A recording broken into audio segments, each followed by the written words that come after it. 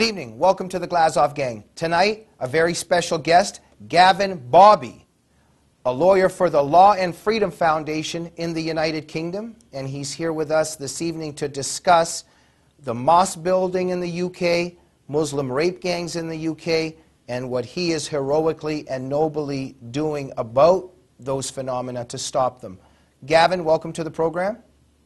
Nice to see you, Jamie. Thanks for having me on. And Gavin, thank you so much for all the heroic things that you're doing. Let's begin with the efforts that you're making to stop mosque building, which are very successful. But before we get to your efforts and the success, tell us about the mosque building and why they pose a danger.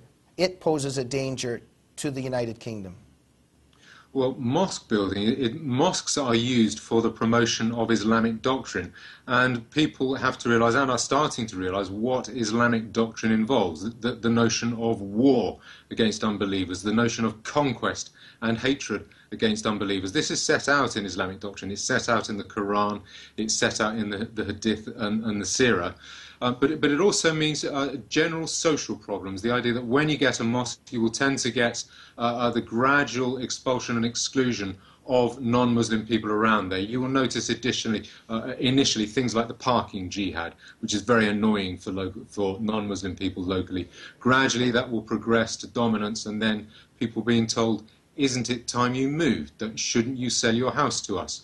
Usually for a pittance, usually what I get told, for about a third of its market value.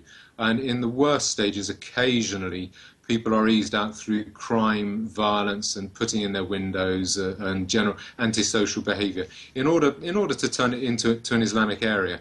And that will tend to follow upon the building of a mosque at some stage. So there are theoretical problems and there are practical, everyday problems for ordinary people. Ordinary people recognize this. And Gavin, you're a very brave and courageous individual who's really just telling the truth that, you know, in our society, people are just terrified to say certain things. For instance, I was watching you in one of your speeches, talks, in an interview. One particular point you stated was, imagine if neo-Nazis kept meeting together, talking about how they need to start killing more Jews. We would not allow those gatherings. And the analogy is legitimate, because in terms of mosques, and in terms of Muslims gathering in mosques, in terms of jihad and Sharia law, the things that are being discussed there, this is not just about religious faith and praying to a God. This is a political ideology, and they're talking about the kafir, and they're talking about subjugating and executing or whatever it is that they need to do to non-Muslims. Yes, precisely. It is Islamic doctrine is extremely hateful, it's extremely warlike, extremely violent, and that is what a mosque is used for. That is unacceptable. You may think you can allow that in your society, in your civilization, but you can't. If you do allow that, you won't have a civilization, a civil order, very long. You have to make a choice. Are you going to preserve the civil order, or are you going to allow that? And when it was the case of fascism in Britain in the 1930s, we made a clear choice. You're not going to march up and down our streets wearing your silly caps, your jack boots and your sawn-off trousers. And similarly, we are going to have to make a similar choice today with Islam. We're not going to allow you to gather in these chapter houses wearing your silly hats and your sawn-off trousers and talking about killing Jews, which goes on in mosques. That's been documented numerous times, on film as well. That has to be restricted. You can't allow that to continue. And thank you, Gavin. But at this point in our society, in the West, that is not the case. The case at this particular point is that people like you're a hate monger for saying these things, and you're not allowed to say these things about Islam. And that hateful political ideology is masquerading itself as a religion, correct? Yes, that's right. It's far more than a religion. It's not about private divine contemplation. You can see this in the etymology of the word mosque. Mosque comes from masjid, the word sajada, to prostrate. It's a place of prostration. It's about power, particularly physical power. And when you're talking physical power, you are talking about military power and about war. A church or a temple is about the contemplation of the divine or the taking of auspices. It's totally different. Islam is fundamentally, primarily a political ideology. And that is expressed through mosques and the use of mosques. Thank you, Gavin. And you know, one thing, the way that the left has very shrewdly molded this debate is that people like you are somehow speaking or engaging in hatred against Muslim people, where in fact this is not the issue at all. We're not speaking about Muslims. We love Muslim people. We love all people. This is about a political ideology. There are many Muslims who do not follow this ideology, but the good Muslims, the way the West would see them, the people that don't engage in jihad and oppress women, they're considered bad Muslims by Islamic ideology. Yes, absolutely. I think people who are not prepared to engage in jihad are referred to as hypocrites, and they will burn. They will be punished in the afterlife. It's this is a problem with Islamic doctrine, and that's not me dreaming that up. That's not me hatefully writing those verses. I guess why I'm saying this, Gavin, is that I've been accused of being an Islamophobe. I'm sure you are, and people like Robert Spencer and Pamela Geller. But the fact is it's people like you that are actually fighting on behalf of Muslims, you know, millions of whom are oppressed by Sharia. But we'll get to that. Tell us your efforts at the moment and some of the success you're achieving in stopping the mosque building, because this is a bit inspiring to many of us who are pessimistic about the way the tide is flowing at the moment. Yeah, what we decided to do, what I decided to do, is I didn't want to sit there and add to the chorus of people saying how bad the situation is. I wanted to do something. I'm a lawyer, I deal with planning or zoning law, and what I wanted to do is to help local communities, local neighborhoods, to resist planning applications for mosques in their area, because these people, they know what it means. Generally, they're poorer working class areas that aren't so used to dealing with authority in writing, and they know what's going to happen to their areas. They've seen it happen to their friends' areas, and they want some voice. They want to be given some legal advice, some direction, to be able to resist these applications effectively. Now, we started doing that in 2011. We have fought 19 campaigns against 19 applications, and we've won 17 of them. That's a 90% success rate. I think 89.6%, effectively a 90% success rate. And that's okay. That's not solving the problem. That has achieved our first aim. The three aims are to slow the tide, stop the tide, and turn the tide. We have achieved the first aim, and that is to slow the tide. That's 17 neighborhoods that have a chance now. They may be able to hold out. So we have had success, yes. Wow, this is incredible. Now, have you put yourself on the line in some ways? Was there resistance? Were there some threats? How are you dealing with this personally? Well, as regards the insults, I really enjoy those. I get a lot of insults like the ones you get. I find those very refreshing, because usually they're so stupid. Half the time they don't understand the insults they're throwing at me. So I find that enjoyable. More insults, please. If there are any left-wing pro-Islam apologists out there, please send me some more insults. But you don't like to be insulted in general. Like if I start insulting you this evening, you don't mean that you... That's a bad sense of humor. That's why I didn't become a stand-up comedian. But in some ways, you're saying you pride yourself on being insulted by these bad forces. It's a badge of honor in many ways. Oh, certainly. Yes, it is. You're right. Yeah. What are 2 or 3 insults that have come your way? Well, normally Islamophobe, hate monger. I think the best one, my favourite one, is where I personally was referred to as a cabal, which tended to show the person using that insult didn't know what a cabal is. So I enjoyed that one. Gavin, I want to move on to your noble work on behalf of girls that are the victim of Muslim rape gangs in the United Kingdom. But first, tell us, in which direction is the tide flowing now? Are you optimistic in terms of your efforts, or is there a big battle ahead? Is it a sinking ship? Just tell us in terms of how you see the future. Well, personally, I'm very optimistic. The tide is only going one way with regard to Islam. People are getting the message. People have Islam's number. To talk to very briefly, a couple of years ago, a poll was conducted where it found that 24% of British people, only 24% of British people thought that Islam was compatible with being British, and only 23% thought that Islam was not a threat to Western civilization.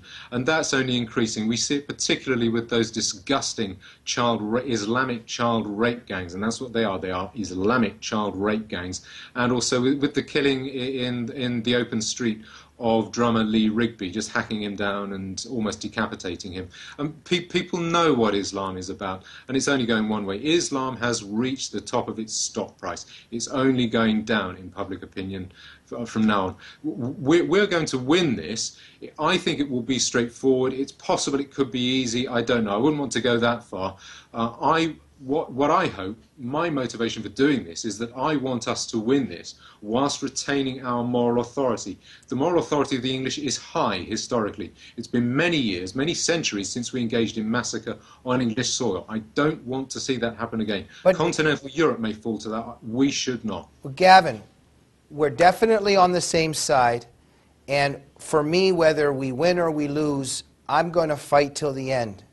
And yes. And I believe in scooping the water out of a sinking ship, but I believe the ship is sinking. I hope that you're right, but I see the West has surrendered to political correctness. But I hope you're right. But how can you be right at this moment when jihadists are allowed in the United Kingdom and people like Robert Spencer and Pamela Geller are not allowed in the United Kingdom?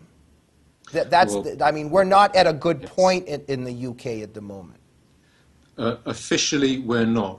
What I would say is, well, firstly, there is a huge divide on this issue and a lot of issues, but particularly on this issue, between political elites and ordinary people. Okay. Ordinary people know what Islam is about. Political elites do not. Ordinary people don't want to ban Robert Spencer or Pamela Geller from the UK, but the political elites do. And your point is that you're optimistic that people power will eventually empower England to save itself?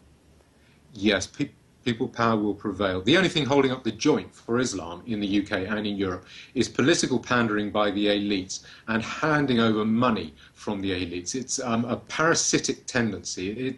That will disappear. Governments will go broke. They're more and more. They've got less and less money, and there'll be less and less political capital in pandering to Islam. So those things which are holding up the joint for Islam will go.